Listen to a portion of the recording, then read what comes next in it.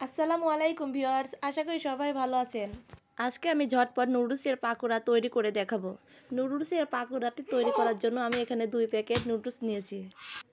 তো নুডলসটা কিন্তু আমি সিদ্ধ করে নিয়েছি। এর সঙ্গে আমি কিছু সবজি অ্যাড করেছি, গাজর কুচি এবং বাঁধাকপি কুচি। সেগুলো আমি ভাপে সিদ্ধ করে নিব। সবজিগুলো সিদ্ধ করে নেওয়ার পরে আমি পানি ঝরিয়ে নিয়েছি। আমি একটা বলের মধ্যে পরিমাণ মতো পেঁয়াজের ফুলকুচি, সাথে আমি কিছু কাঁচামরিচ কুচি নিয়েছি। সিদ্ধ করে রাখা নুডলস, বাঁধাকপি, গাজর কুচি দিয়ে দিব। এখন এর মধ্যে আমি হলুদের গুঁড়া, ধনে গুঁড়া, মরিচের গুঁড়া এবং স্বাদ মতো লবণ এবং নুডলসের 2 প্যাকেট মশলা, সেগুলো আমি এখানে দিয়ে দিব। দিয়ে ভালোভাবে আমি এগুলা মাখিয়ে নিব।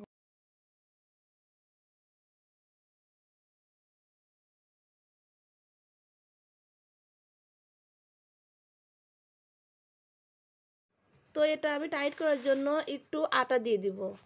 আপনারা চাইলে এর মধ্যে ময়দাও ব্যবহার করতে পারবেন।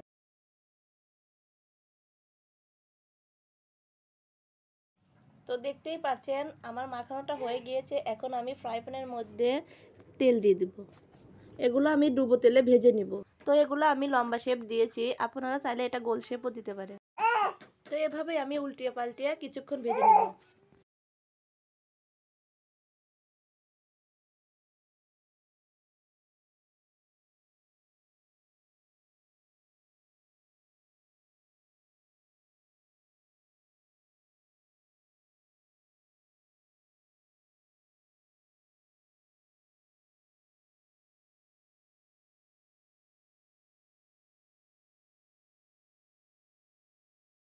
তো এগুলো আমার হয়ে গিয়েছে। এখন আমি একটা পাত্রের মধ্যে তেল ঝরিয়ে উঠিয়ে নিব।